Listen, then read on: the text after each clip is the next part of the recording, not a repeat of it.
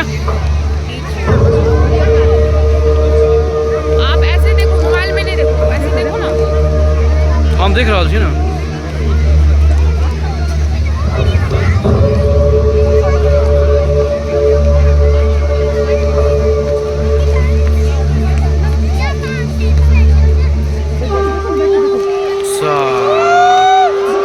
Ultimate बनेने छी।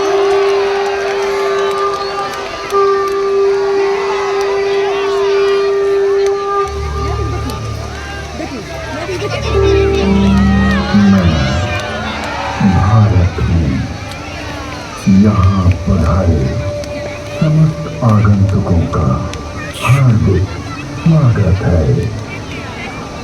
भारत में आदिकाल की विलुप्त हो रही ऋषि परंपरा का पुनरुत्थान की गाथा वेद वाणी से प्रारंभ करने की चेष्टा की गई है।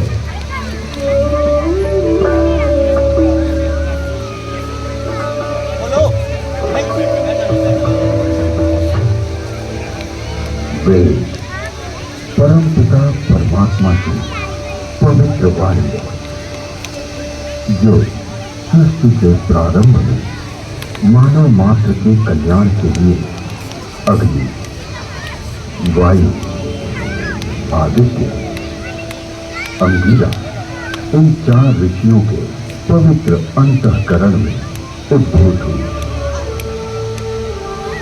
तत्व ज्ञान की दृष्टि से वेद एक है, किंतु विषय विभाग की दृष्टि से इसे 4 भागों में बांटा गया है।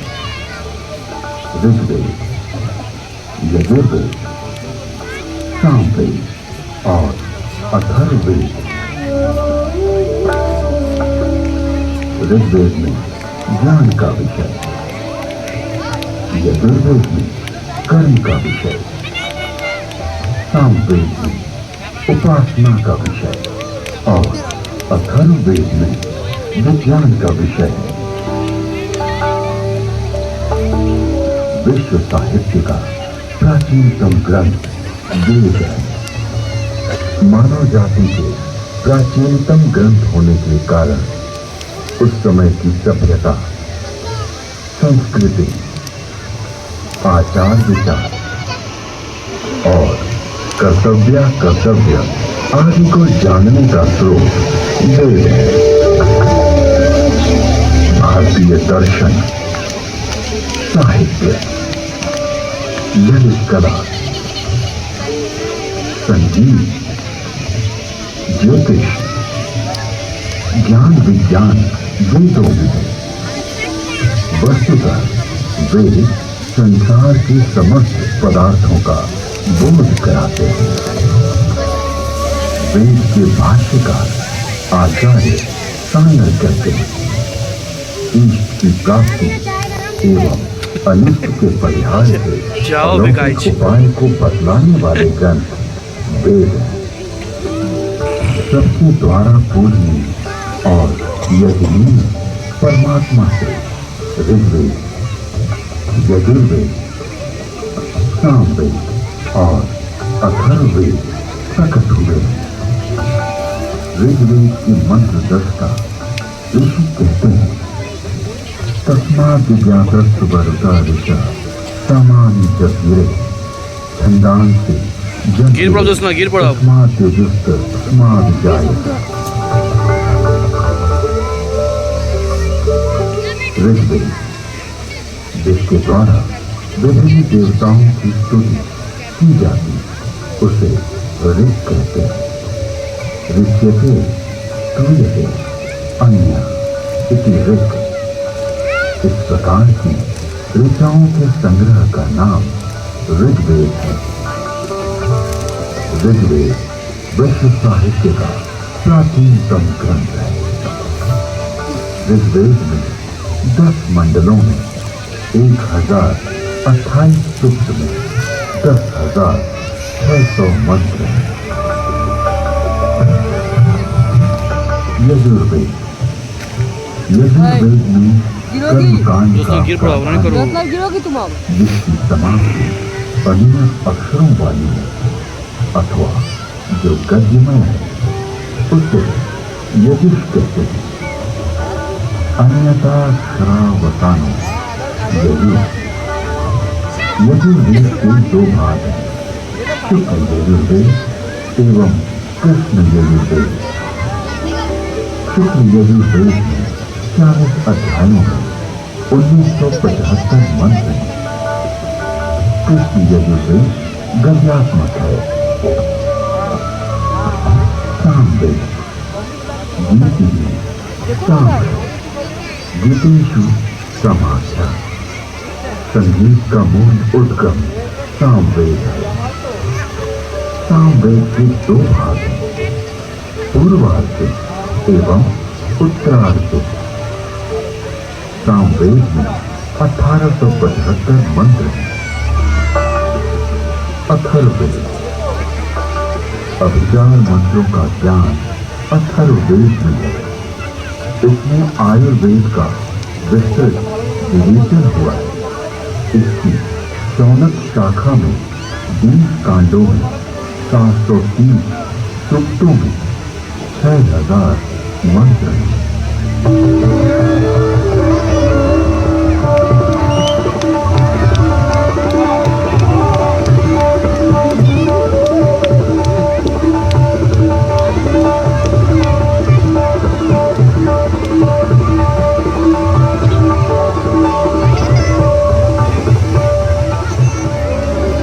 प्राचीन काल में वेद श्रुति परंपरा से अक्षुण्ण रहे। वैदिक ऋषियों ने वेदों को कंठस्थ किया और अपने शिष्यों को इसका श्रवण कराया। शिष्यों ने सुनकर वेदों को कंठस्थ किया और उन्होंने अपने शिष्यों को सुनाकर कंठस्थ कराया। इस प्रकार श्रुति परंपरा से वेद अक्षुण बने रहे। वेदों में किसी भी प्रकार की मिलावट न हो सके, इसके लिए वैदिक ऋषियों ने विकृत पाठों का निर्माण किया। वेदों में मंत्रदृष्टा ऋषियों का उल्लेख है, जिन्होंने मंत्रों का साक्षात्कार किया। इस परंपरा में सप्त ऋषियों का विशेष महत्व बतलाया गया है। सप्त ऋषियों का वैशिष्ट्य उपनिषद एवं पुराणों में मिलता है। ये 7 ऋषि हैं: वशिष्ठ, विश्वामित्र, जमदग्नि, भारद्वाज, अत्रि, गौतम, अगस्त्य। वेदों में अनेक ऋषिताओं का भी उल्लेख है। इन ऋषियों की परंपरा का अनुपालन करने वाले ऋषियों ने भी इन्हीं नामों को धारण किया।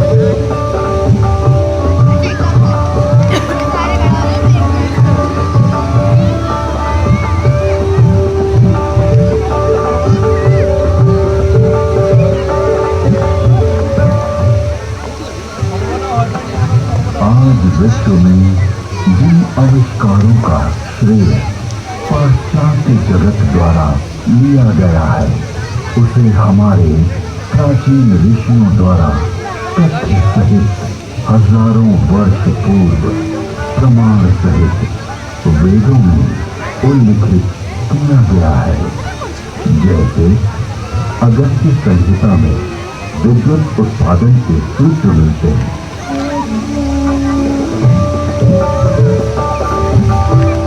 एक मिट्टी का पात्र ले, उसमें ताम्र पट्टिका कॉपर शीट डालें तथा शुद्ध ग्रीवा कॉपर सल्फेट डालें।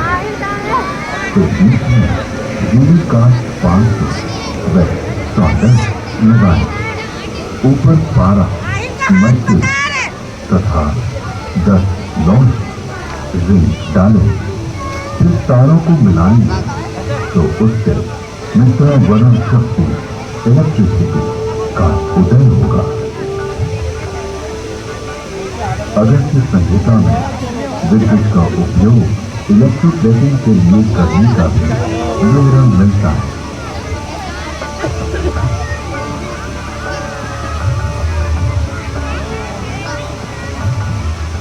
अतः अगस्त्य को कुंभोदर बैटरी बम भी कहते हैं।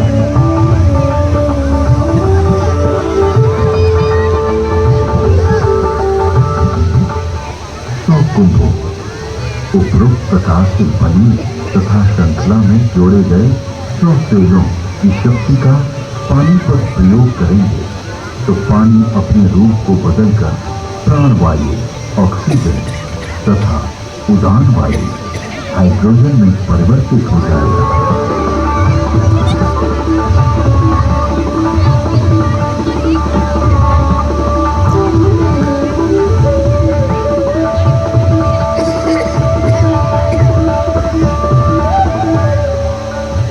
पृथ्वी, स्वर्ण अथवा रजत के देश को सत्कृति कहा जाता है। लोहे के पात्र में सशक्त जल तेजाब का घोल इसका सानिध्य पाते ही यवक क्षार, सोने या चांदी का नाइट्रेट ताम्र को स्वर्ण या रजत में ढक लेता है। स्वर्ण से लिप्त उस ताम्र को शातकुंभ अथवा स्वर्ण कहा जाता है। विद्युत का आधुनिक नौका चलन और विद्युत वहन, संदेश वहन आदि के लिए जो अनेक बारीक तारों की बनी मोटी केबल या डोर बनती है, वैसी प्राचीन काल में भी बनती थी, जिसे रज्जु कहते हैं। देखो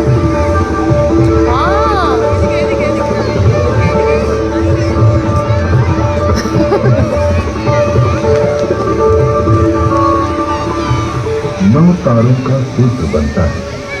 9 सूत्रों का एक गुण, 9 गुणों का एक पाश, 9 पाशों से एक रश्मि और 9, 8, 7 या 6 रज्जु रश्मि मिलाकर एक रज्जु बनती है। आकाश में उड़ने वाले गर्म गुब्बारे। इसके अलावा अगस्त्य मुनि ने गुब्बारों को आकाश में उड़ाने और विमान को संचालित करने की तकनीक का भी उल्लेख किया।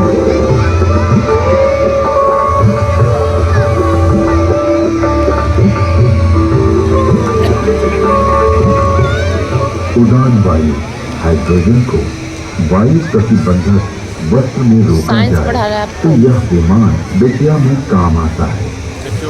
यानी वस्त्र में हाइड्रोजन पक्का बांध दिया जाए तो उसमें आकाश में उड़ा जा सकता है। बहुत सुंदर है।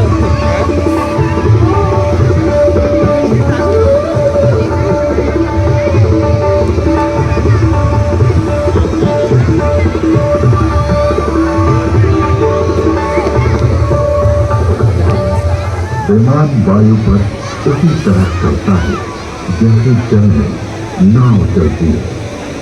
तत्पश्चात उन काव्य पंक्तियों में गुब्बारों और आकाश छत्र के लिए रेशमी वस्त्र सुयोग्य कहा गया है, क्योंकि वह बड़ा लचीला होता है।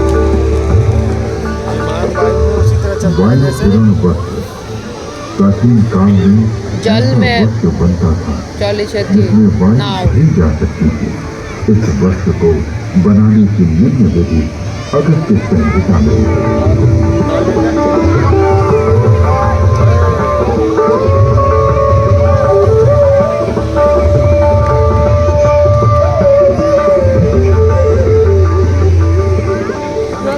पृथ्वी का सूर्य परिक्रमा करने का वर्णन ऋग्वेद, यजुर्वेद और अथर्ववेद के मंत्रों में मिलता है।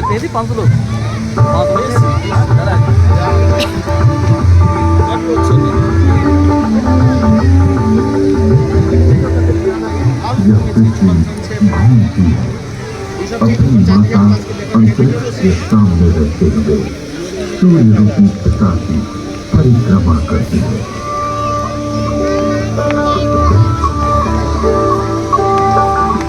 पृथ्वी, शक, सूर्य, शिखा की प्रदक्षिणा करती है। ऋग्वेद में जल की उत्पत्ति यानी H2O का उल्लेख है।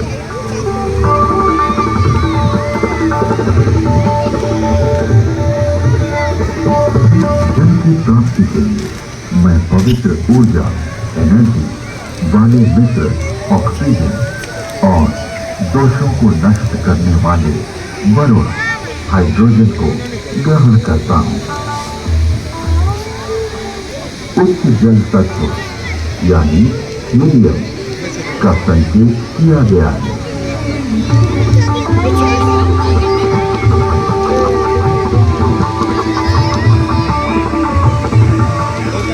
उच्च शक्ति से युक्त हाइड्रोजन जो कि हीलियम के रूप में है, सूर्य में है। सूर्य के चारों ओर गैसों के समूह का उल्लेख ऋग्वेद में है।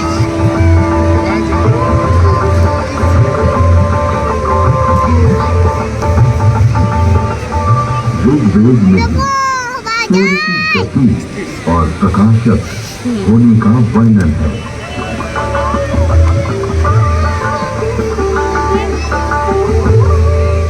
हे सूर्य, तू ऐसे वेद है जो कि मनुष्य के ज्ञान से बाहर है, सबको दिखाई देता हुआ सदा चलता रहता है। विश्व के प्रथम वैज्ञानिक अथर्वा ऋषि के अनेक आविष्कार का उल्लेख वेद में प्राप्त होता है। मैं तो कभी से छोटा बच्चा आदि से अग्नि ऊर्जा। अथर्वा ऋषि ने मंथन अब खत्म होने वाला है। फ्रिक्शन से ऊर्जा उत्पन्न की। 18 मिनट हो गए। की लकड़ी में अग्नि,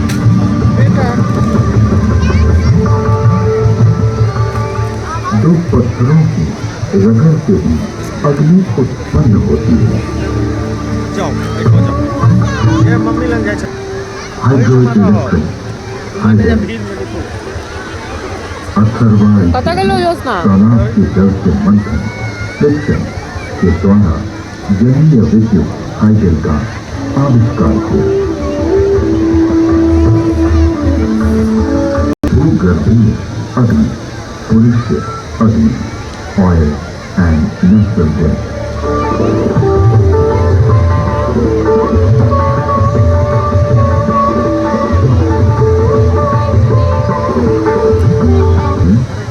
सूर्य के पदार्थों के प्रकाशित होने अर्थात वर्ण कलर प्राप्त होने का वर्णन है।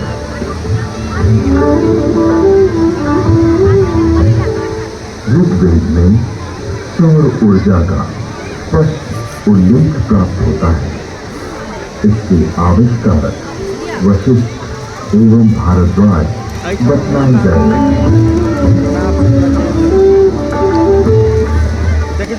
ऋग्वेद में सूर्य की घातक किरणें अल्ट्रावायलेट रेज का वर्णन है।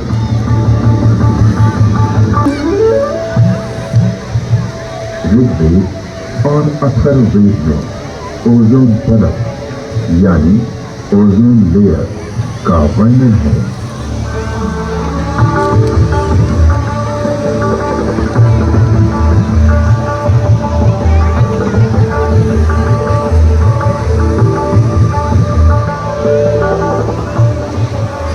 प्रकार गर्भस्थ शिशु की रक्षा के लिए उल्ब, जार, झिल्ली, परत, मेम्ब्रेन होती है, उसी प्रकार पृथ्वी रूपी शिशु की रक्षा के लिए परमात्मा ने इस महज उल्ब ओजोन परत की रचना की है।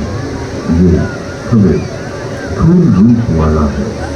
इसका स्वरूप स्वर्ण के समान दिव्य आभामय है।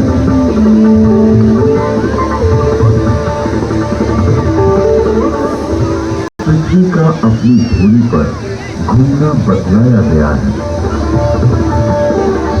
जिसकी 7 परतों यानी स्कैदा का उल्लेख ऋग्वेद में है।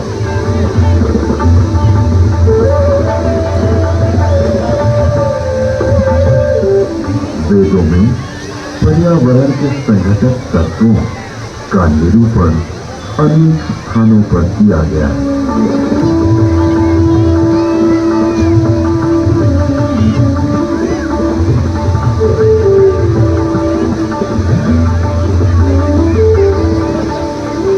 जल, वायु और औषधियां, वनस्पति, ये तीनों भूमि को घेरे हुए हैं और मानव मात्र को प्रसन्नता देते हैं। अतः इन्हें छंद कहा गया है। इनके नाम और रूप अनेक हैं, अतः इन्हें पुरुरूपम कहा गया है। लोक को ये तत्व जीवन रक्षा के लिए दिए गए हैं।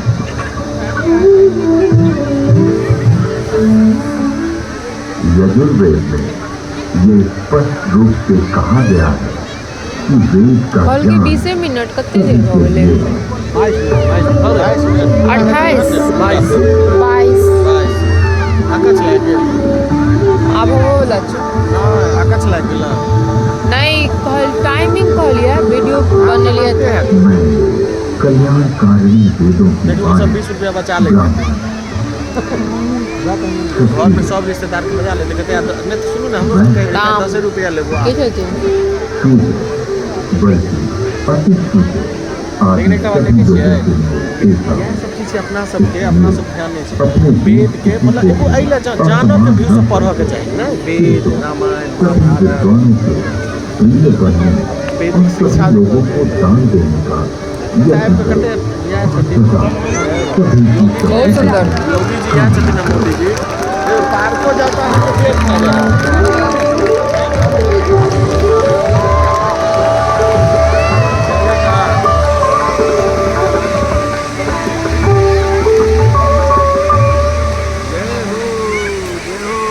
वाओ बहुत सुंदर। अच्छा सुन हाँ ढाई सौ बर्बाद नहीं गेले नहीं ढाई सौ